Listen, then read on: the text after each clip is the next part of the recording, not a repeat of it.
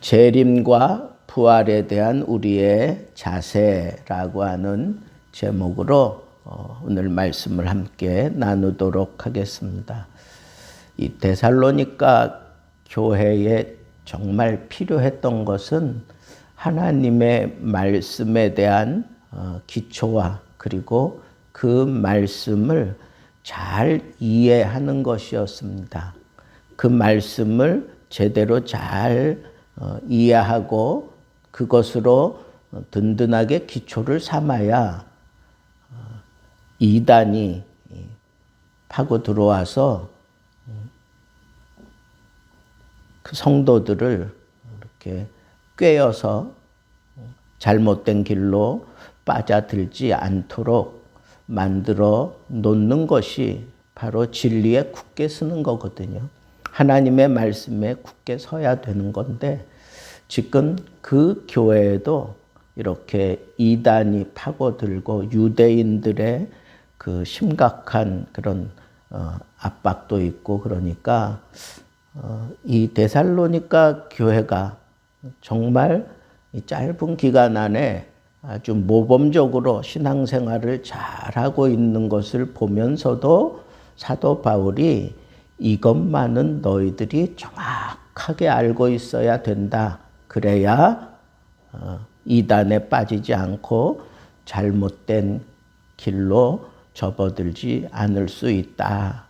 그래서 사도 바울이 아주 소상하게 깊은 내용을 이렇게 잘 얘기하고 있는 게 바로 이 부분인데 죽음과 부활과 재림에 대한 이 얘기를 사도 바울이 잘 이렇게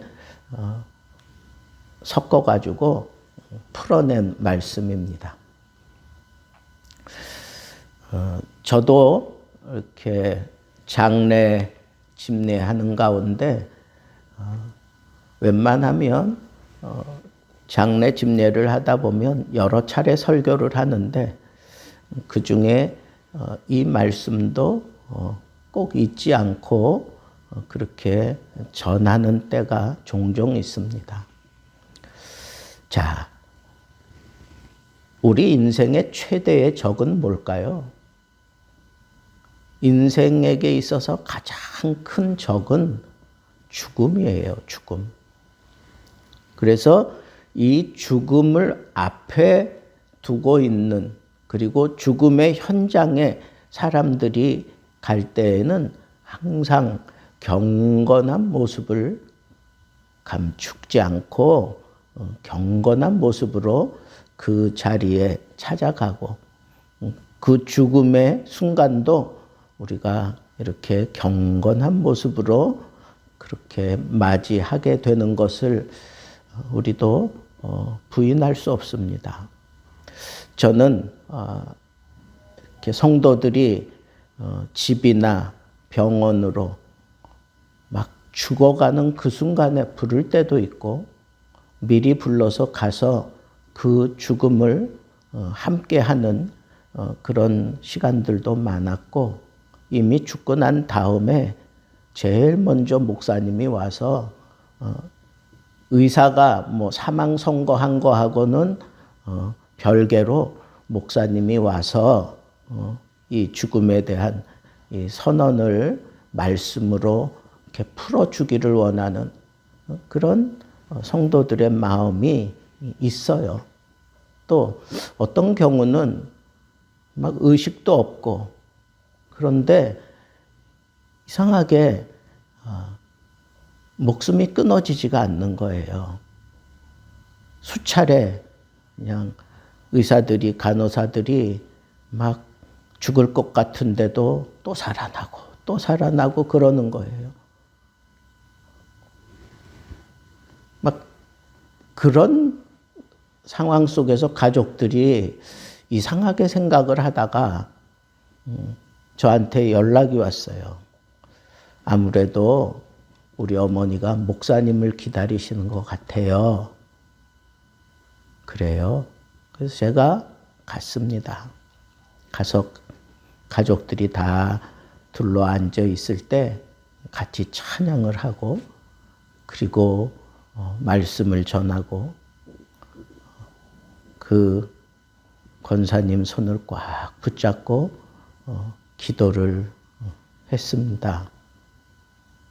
그랬더니 그 예배 마치고 난 이후에 얼마 지나지 않고 이렇게 숨이 걷어지는 것을 봤어요. 그래서 그 가족들이 정말 목사님을 기다린 게 맞네요. 그러면서 가족들이 참 마음에 그 숭고함을 가지고 그 어머니가 지켰던 그 믿음 가족들이 지키겠노라고 그렇게 다짐하는 그런 모습도 저는 경험을 했습니다. 여러분, 우리가 한 인생을 살고 끝나는 거예요. 그 한 인생 살아가는 동안에 언제나 우리에게는 가장 큰 적이 바로 죽음이에요. 죽음. 죽음 앞에서 자랑할 수 있는 인간은 아무도 없어요. 죽음 앞에 서면 사람들이 다 겸허해지는 겁니다. 죽음 앞에 서면 아무것도 아니에요. 내가 어떻게 살아왔는지는 상관없어요. 죽을 때에는 그 모습 그대로 그냥 연약한 인생일 뿐이에요.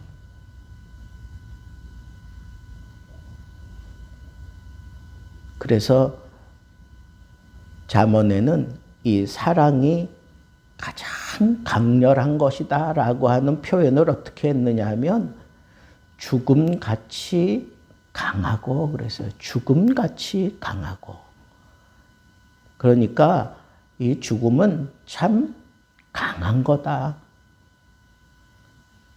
자, 그런데 이 죽고 난 이후에 사람들이 그 죽음을 바라보는 그 마음에 공포심이 있어요. 나도 죽는구나 하는 그런 공포심이 있어요. 두려워요. 근데 사도 바울이 이런 표현을 했어요. 죽은 자들에 관하여는 그러지 않고 그 죽은 자를 어떻게 표현했느냐 하면 자는 자들에 관하여는 이렇게 표현을 했어요. 죽으면 이 세상에서는 다시 우리가 말도 섞을 수 없고 같이 바라볼 수도 없잖아요. 근데 자는 거라면 자는 동안에는 말 섞기도 힘들고 뭐 서로 눈을 맞추기도 힘들고 뭐 기약이 없잖아요. 그러나 그래도 잔다는 것은 깨어날 때가 있다는 거예요. 그러니까 여기 사도 바울이 보는 이 죽음은 자는 거예요. 자는 거. 그러니까 잔 사람은 반드시 깨어날 때가 있기 때문에 자는 사람을 두려워하거나 자는 사람을 우리가 애석해하고 서글퍼하지 않습니다. 우리 성도들의 이 죽음에 대해서는 사도 바울이 우리에게 얘기한 것처럼 자는 거다. 왜 잔다고 그랬을까요? 깨어날 때가 있으니까. 그러니까 깨어나는 게 뭐예요? 그게 바로 부활이잖아요. 성도의 죽음은 깨어나기 위해서 그 자리에 들어간 것뿐이에요. 그러니까 우리는 사도 바울이 우리에게 이런 얘기를 했어요. 소망 없는 자들처럼 슬퍼하지 말라 이거예요. 내 가족이 죽음을 당했으면 소망 없는 자처럼 그렇게 뭐 펑펑 울어가면서 그렇게 슬퍼하지 말라는 거예요. 우리 믿음은 어때야 되느냐? 지금 육신의 삶은 죽음으로 끝났지만 다시 깨어나는 날이 있다는 거야. 다시 깨어나는 날이 있다, 부활한다라고 하는 것을 분명하게 얘기하고 있기 때문에 그 부활을 생각하면서 우리가 이 장례 절차를 치르면서도 소망 없는 자들처럼 그렇게 슬퍼할 필요가 없다는 거예요. 그리고 이 부활의 신앙을 가지고 죽은 자들은 영광스러운 거예요. 왜 영광스러운가? 예수 안에서 죽은 자들이 하나님께서 그 죽은 자들을 먼저 일으켜서 그리스도와 함께 이 땅에 강림할 때 그들을 데리고 온다 그랬어요. 죽은 자들을 하나님께서 그와 함께 데리고 오시리라 그랬어. 그러니까 우리보다 먼저 그렇게 하나님을 만나고 예수 그리스도와 함께 그렇게 동행하는 것이기 때문에 그게 영광스러운 것이고, 항상 우리보다 먼저 이 죽음으로 인하여 먼저 영광스러움을 접한다는 거예요. 호령과 천사장의 소리와 하나님의 나팔 소리로 이 땅에 우리 주님이 오실 때에는 이렇게 분명한 소리를, 호령과 천사장의 나팔, 하나님의 나팔 소리, 이런 것들이 울려 퍼지면서 하나님께서 이 땅에 강림하신다는 거예요. 재림하실 때 그냥 어느 한 곳에 왔는지도 모르게 그냥 그렇게 오는 게 아니에요. 공중으로 온 백성들을 끌어올려서 거기서 천국 잔치를 벌이듯이 그렇게 백성들을 끌어올리는 게 그게 재림인데, 요즘 이단들은 하나님의 아들이다, 뭐 자기가 그런 얘기하면서 내가 하나님의 아들이다, 내가 하나님의 아들로 여기 왔다, 뭐 이따위 소리 하는데 그게 아닙니다. 우리 하나님이 오실 때에는 분명히 이렇게 분명한 그런 표식을 다 하면서 오신다 그랬어요. 그리고 오실 때에는 하늘로부터 강림하신다 그랬어요. 그래서 다른 성경에는 구름 타고 오신다 하는 그런 표현도 하셨습니다. 그러니까 하늘로부터 강림하신다. 그리고 죽은 자들이 그리스도 안에서 먼저 일어나고, 그리스도 안에서 죽은 자들이 먼저 일어나고, 그 후에 우리 살아남은 자들도 그들과 함께 구름 속으로 끌어올려서 공중에서 주를 영접하게 된다는 거예요. 여러분, 믿음을 가지고 죽은 자들이 영광스러운 것은 예수님을 먼저 만나는 거예요. 우리가 그렇게 사모하고 그렇게 만나고 싶어하는 예수님을 먼저 만나는 거예요. 영광스러운 자리에 먼저 선다는 겁니다. 그리고 그렇게 끌어올려지고 난 이후에는 항상 주님과 함께 있게 된다는 거예요. 항상 주님과 함께 있게 된다. 더 이상 슬픔 필요 없습니다. 더 이상 고통도 없습니다. 더 이상 헤어짐도 없습니다. 더 이상 괴로움도 없습니다. 그냥 해같이 빛나는 주님을 바라보며 기쁨으로 찬양하며 살게 되는 겁니다. 이게 죽음 이후에 우리가 들어가는 자리인 것을 생각할 때, 한 인생을 나보다 먼저 앞서 갔다고 해서 그냥 그 죽음을 그냥 우리는 그냥 이 세상에서 없어지는 것처럼 그렇게 생각하고 그렇게 끝날 것이 아니에요. 우리는 반드시 부활해요. 그리고 죽은 자가 서글픈 게 아니에요. 나보다 더 영광스러운 자리에 먼저 갔다고 하는 것을 우리는 믿음으로 받아들이고 슬퍼할 것이 아니라 정말 기쁨으로. 그래서 기독교인들은 소천 예배 드릴 때 환송 예배 이런 표현을 해요. 기쁨으로 보내주는 그런 예배. 그래서 우리는 믿음을 가지고 살다가 믿음을 따라 죽은 자들은 영광스러운 자리에 살아있는 자보다 앞서서 먼저 선다고 하는 것을 우리가 생각하며 오히려 우리는 부러워해야 돼요. 그리고 우리가 이 세상에 살면서 여기 마지막에 보니까 그러므로 이러한 말로 서로 위로하라 그랬어요. 서로 위로하라. 여러분, 장례식장에 가면 슬퍼요. 인간의 정리를 따지자면 부모님이 죽었는데 왜 안 슬프겠어요? 남편이 죽었는데 왜 안 슬프겠어요? 자식이 죽었는데 왜 안 슬프겠어요? 친구가 죽었는데 왜 안 슬프겠어요? 슬프지요. 그러니까 우리는 그 슬픔의 현장에 들어가서 우리는 위로해야 돼요. 위로할 수 있는 사람이 되어야 돼요. 이 여러 말로 그건 뭐예요? 죽음은, 기독교인의 죽음은 영광스러운 거다. 그리고 죽음 이후에는 반드시 부활이 있다.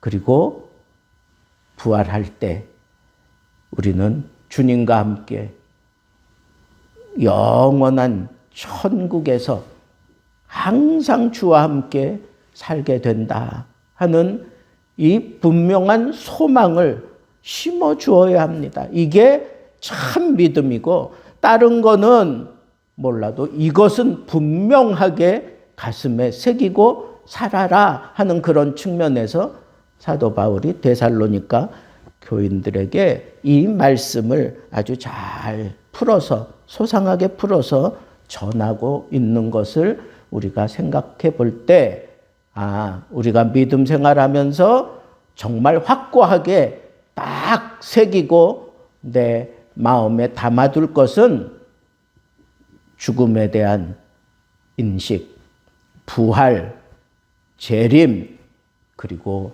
천국에 대한 영광, 이런 것들이 함께 어우러져서 나에게 큰 도전이 되고 위로가 된다고 하는 이 사실을 우리가 가슴에 잘 정립해 놓으면 우리 앞에 어떤 죽음이 펼쳐질지라도, 그리고 그 죽음의 현장에 우리가 섰을 때 위로할 수 있는 사람이 된다는 거예요.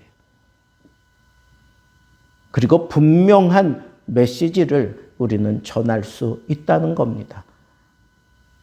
그래서 장례식장에 가면 안 믿는 사람도 많이 옵니다.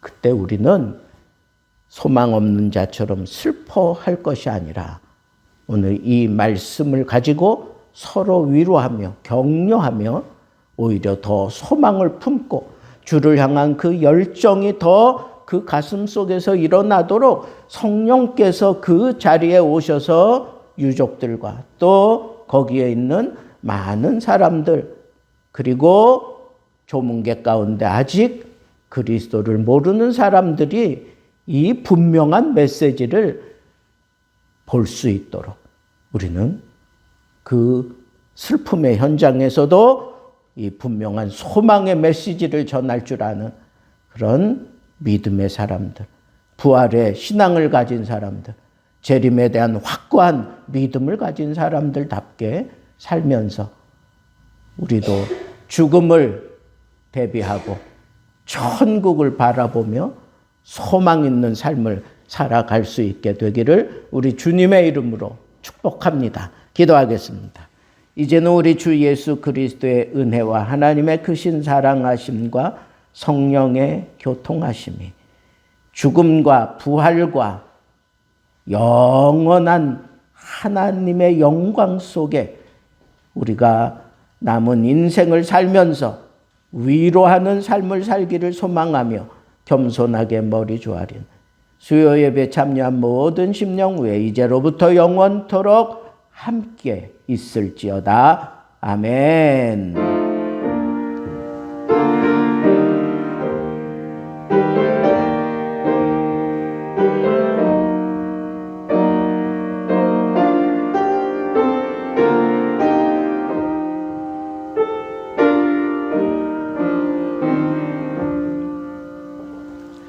예배를 마쳤습니다.